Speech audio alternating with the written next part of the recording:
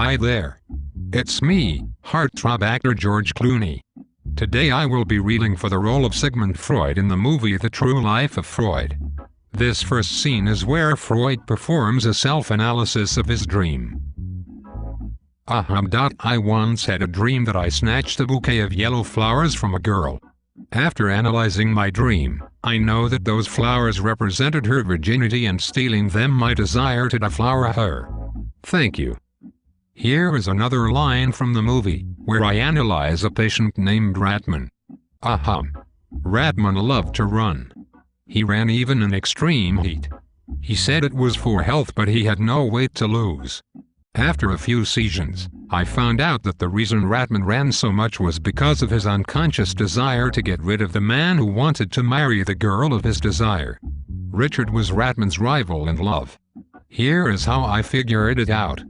Dick is a nickname for Richard, and it sounds very close to our German word for fat, which is pronounced duck.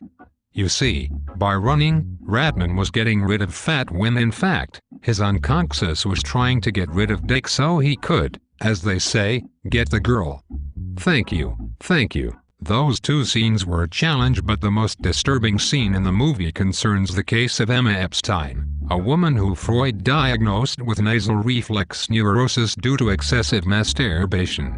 If that wasn't humiliating enough, he enlisted his friend, Dr. Fleiss, to cure her by removing the turbinate bone from her nose. Emma had blood and pus pouring from her nose for months as a result of the surgery. How did Freud explain that? He said the bleeding was caused by her sexual desire towards him. I can't believe this guy.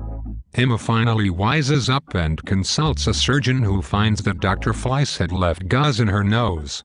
Once the gauze was removed, the bleeding stopped with cauterization. Freud took claim for curing her, announcing to the world that he saved Emma's life, never even mentioning the surgeon who actually saved her from death. My favorite part of the movie is the relationship between Freud and Anna. Her real name was Bertha, but I guess Freud didn't like that. She originally came to Freud's colleague, Dr. Brewer, with a bad cough, paralysis, extreme muscle spasms, hallucinations, and vision issues. She was 21 years old at the time, caring for her father who had fallen ill of tuberculosis. Freud jumped in and used psychoanalysis and free association to diagnose her with hysteria, caused by the grief of dealing with her dead. He decided by recreating the incidents that grieved her, he could bring about emotional catharsis. Things got even crazier when Freud said she imagined she was pregnant with his child through what he called transference. Eventually his colleague had enough and stopped treating her. She was institutionalized until a real doctor figured out TB meningitis.